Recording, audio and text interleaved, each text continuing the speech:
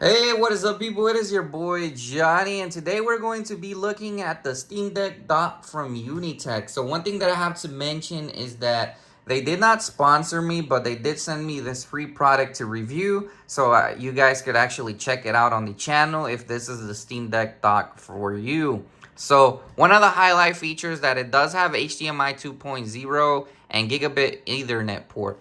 So I think that's actually good enough for what you need. People are saying 2.1 is the new way to go, but to be honest, the Steam Deck isn't going to give you enough power to play games at 120 FPS at 4K resolution. So this is more than enough that you need on a Steam Deck. As long as you get 4K 60 hertz, that's all that really matters for the Steam Deck in my opinion. The Steam Deck is not the most powerful device out there for PC gaming. So I think this is more than enough. If you get 4K hertz on it, it should be a really good, awesome device.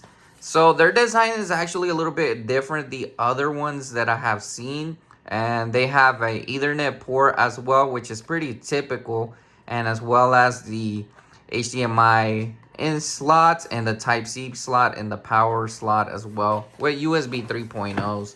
So let's go ahead and open it. They send it in a very simple box, which is pretty straightforward. They have a manual that you can use for your TV, which will we be looking at later as well. So yeah, the FAQ in the manual is actually pretty awesome because it even tells you right there it's HDMI 2.0, which supports ADCP 1.4 and up to 4K 60 hertz.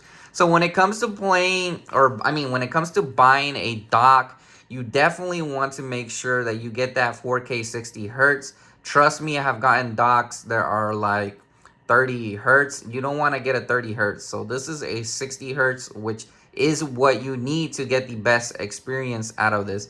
And the reason why you want 60 hertz is because if you install Windows onto your Steam Deck, you're gonna want to use HDR or stuff like that, or Dolby Atmos audio sound on Windows on your Steam Deck. You're gonna have to have that 4K 60 hertz. It's something that is very required in order to have HDR. Otherwise, it will not work. I tried it with docks that are below 60 hertz, and they do not have that 60 hertz HDR. So make sure to have it at a really high area, that way you can. All right, so the design is really nice. It's actually pretty different than other ones I like. This one is much smaller than compared to the competition, and it also has the rubber mats on the bottom, which really do not feel that bad at all. I actually like how it feels. And let's look at the back. It has a HDMI and as well as USB-C and 3 USB 3.0. So it is a pretty big one, but it's not the biggest dock that I have seen. And it has three USB 3.0s and as well as your Ethernet port. I think it's really recommended that you have an Ethernet port, especially if you're going to be using it like your home mini computer. So I think that's definitely a recommendation to have in this. So let's go ahead and place our Steam Deck and see how it actually is. My Steam Deck has gathered dust. Don't make fun of me, but I have not played my Steam Deck in a while. I am going to be playing it again because I'm thinking about switching over to Windows. So it is really nice. I don't know. This one feels like it has less cords. You obviously have to connect your power cord to the bottom of it as well. But it feels overall nice, as you guys can see. I don't I don't feel that it's a bad design.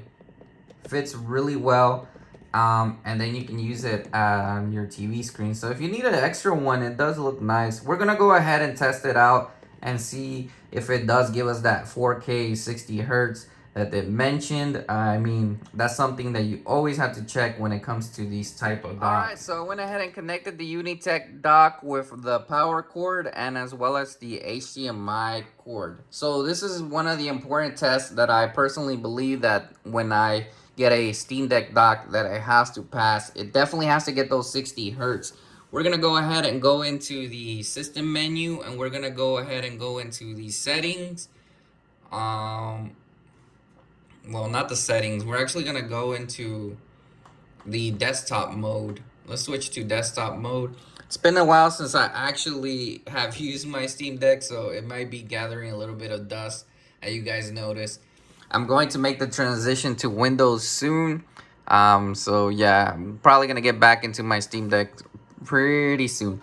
All right, so as you guys may know, on the bottom screen, I probably have it set up like this, but usually it isn't set up like this. I usually have it set up pretty differently, but it's been a while, so I haven't used it in a long time.